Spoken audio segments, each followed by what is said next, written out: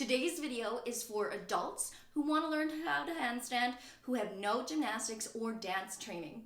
Hey, if you've never been to my channel before, my name is Summer. I am a self-taught, as an adult, calisthenics athlete and hand balancer. I have no formal training of any kind, and chances are, if you're watching this video, you're much like I was when I first started. So super rigid, your wrists get sore, you don't really know what's going on, but you have a desire to move your body in a performance way. You have these goals you want to achieve.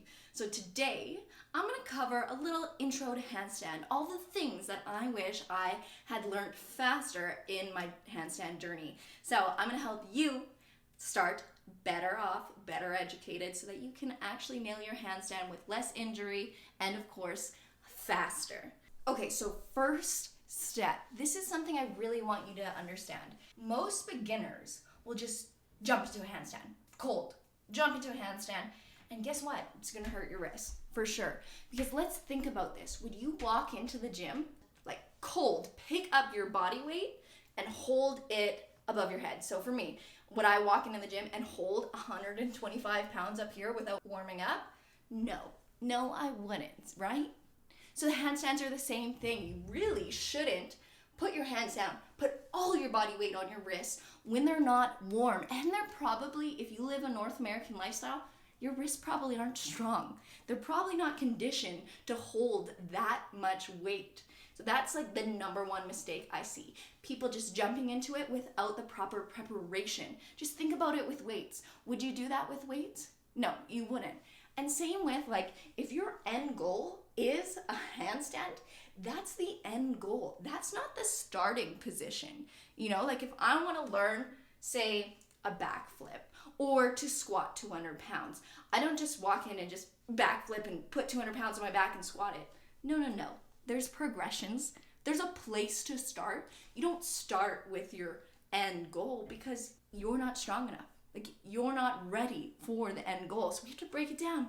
I know you really want to get on your hands, but you'll probably get super frustrated if that's how you practice handstands, is just going into it, because you're not going to be able to nail it because you're not ready, right? Okay, so how do we get ready?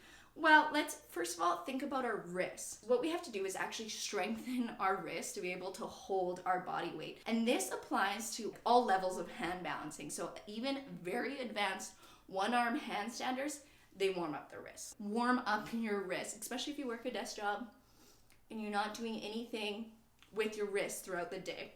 So you really want to warm up your wrists. What you can do is, see this wrist? It moves in all these directions.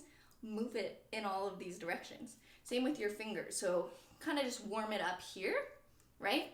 Do lots of finger warm-ups too. Like you can do this. You'll feel it in your forearm right away. You can extend your hands, pull them back. This is hard. And I've shown this exercise in a different handstand video, but do it like that. And do it like that. And do it to the side. Take your wrists in all the areas that it can go and get them warm. And then start to apply resistance. So how would you apply resistance? You could come to the ground and you could rock side by side. And you could turn your wrists in all areas or all directions it will go. And you put weight on it and you lean forward and back and you put more weight and you put less weight and you just work on it. You can put your hands down and try and lift your fingers up. And you can press down into the ground. Like, this is really good. Put your hands down and press as hard as you can into the ground, because that's what you're doing in a handstand. You're pressing into the ground. But even doing this without my body weight stacked on top is hard.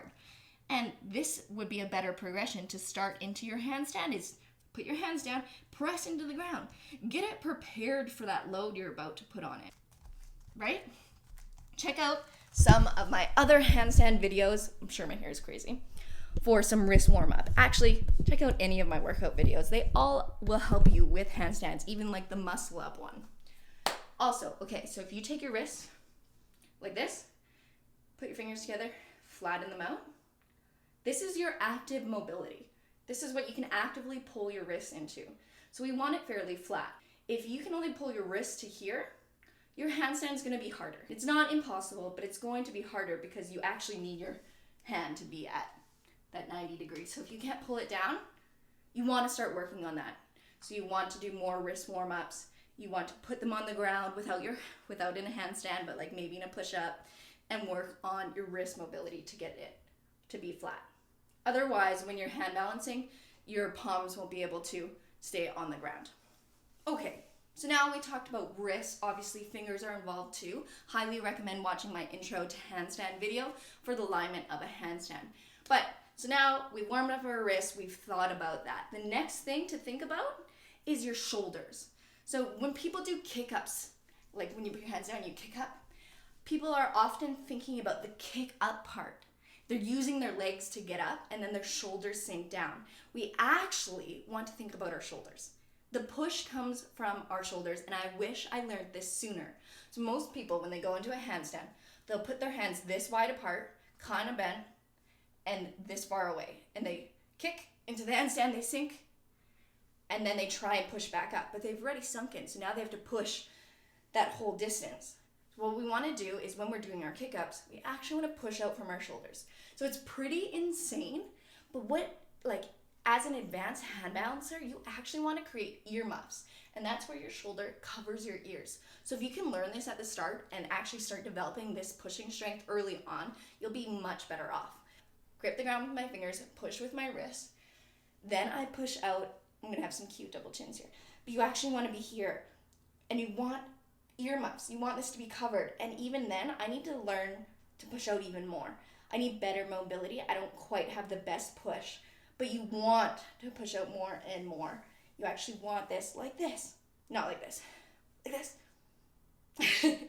And yeah, that might be really hard to do, but the only way to get better at handstands is to actually start practicing that.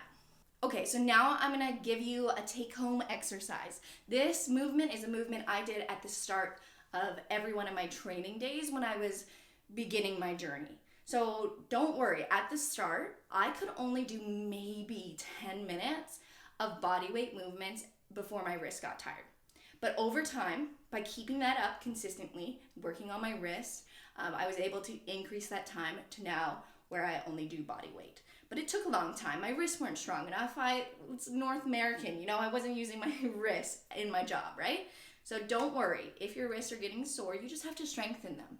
That's all. You just have to spend time strengthening them. Okay, so I'm going to show you the exercise I would recommend you doing often, and it's what I actually literally did. And I'm going to say, some of you are going to be unhappy with me because we're not jumping into a full handstand. And like I said before, we just aren't ready for a full handstand. We have to build our foundation, build our strength. So what I want you to do is we're going to work on kick-ups, but a bit different. Place our hands on the ground, grip the ground with your fingers, turn your elbow pits out, and now think about pushing the ground away. So most people will go from right here where my shoulders are and try and kick up from here. No. We're building good habits. So we're gripping the ground and we're pushing from our shoulders. We're keeping in mind that the push comes from our shoulders, not from our legs. So push. This will be hard. Your feet might be over here. It will be hard. Like it 100% is hard for me. Push with your shoulders. So then you're constantly trying to push through your shoulders, and then I want you to kick up just that much. Do you see that? It was super small, like just an inch. I want you to only kick up as high as you can land softly. This is gonna build more strength in your body and more awareness in your body. Every time you kick up, it's better to slow and control your come down. So you're actually building strength. Every time you kick up, if you control that, you're really getting more time in on your hands. You're being more efficient than if you just kick up and slam down. Slamming down is not helping you gain the core strength to not slam down. We have to actually practice not slamming down. So, excuse me, bud. Hands come down. Grip, turn elbows out. Push through their shoulders. Push. Now, take one leg off. Kick up as high as you can land softly. And I know some of you are gonna go like this. Sink and crash. Don't do it. Drop the ego. We're going 1 inch up, land so quietly. Once you can do that 10 times quietly, then you can kick up higher. Pushing from my shoulders, kick up higher. Do 10 each leg, and then try with legs together, which will be this high. For me, it'll be this high. Push through your shoulders. feel it in your trap, feel it in your core, okay? Feel it here. Don't do this. See the sink in my shoulders? That's not helping. Okay, so now that you've done that, your wrists might be starting to get a little bit tired. Now you might give up on your handstand training for the day. But that's not the case. We can actually do things not on our wrists to still improve our handstands. So when my wrists would get sore, I would do things like, and I still do these, hollow body rocks. So you think about your handstand position, push your shoulders out, try and create that earmuff, right? Lock your quads, lock your legs, feet together, and then you can rock. Or you just hold this. See, I'm not on my wrist, but this is a handstand line that we want. And so we're working on our handstand.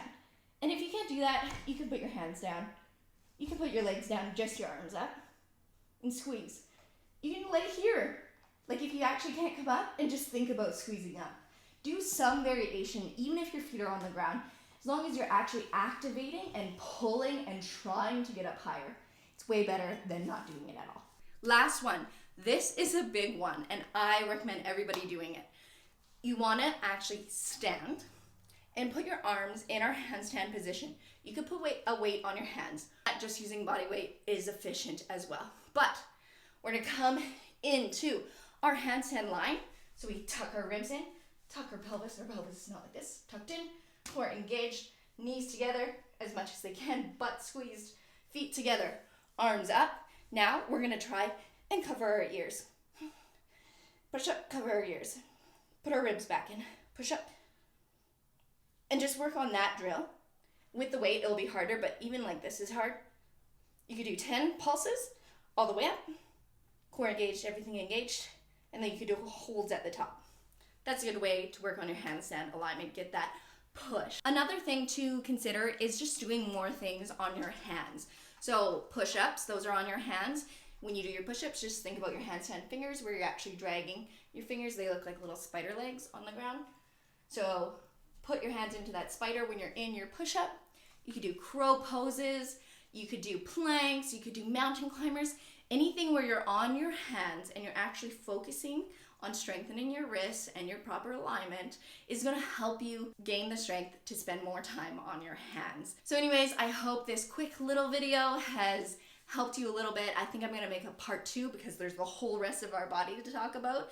But in the meantime, check out any of my workouts. All of them have good warm-up drills and mobility at the start. I also have a 45-minute follow-along workout for handstand press. So if you don't want to think about it at all, you want to follow along, check out that video. I've done all the work for you. We have stretching at the start and at the end. So go ahead and check that out. Again, thanks for joining me. I'm Summer Fun Fitness, and I hope this has helped you in your handstand journey.